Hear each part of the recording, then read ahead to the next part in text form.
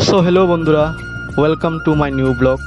আশা করি তোমরা ভালো আছো, আমিও ভালো আছি।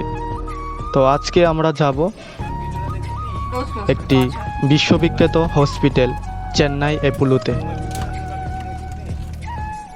আমার মা দীর্ঘদিন ধরেই অসুস্থ ছিল, তাই অনেক দিন ধরেই ত্রিপুরা, শিলচর ডক্টর দেখালাম, কিন্তু কোনো লাভ হয়নি।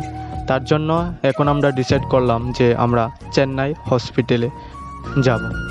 তো আর কেউ যাবে না, শুধুমাত্র আমি আর আমার মায়ে যাব।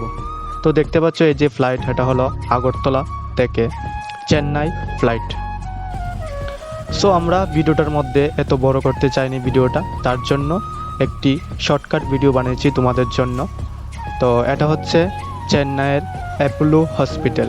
এটা কিন্তু বন্ধুরা বিশ্বমানের একটি হসপিটাল।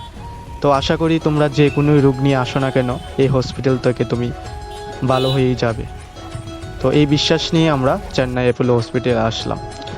আর যেদিন গেলাম বন্ধুরা, এটা হচ্ছে ভিডিওটা পরের দিন করলাম, সেখানে কৃষ্ণ জন্মাষ্টমী পালন করা হয়েছিল।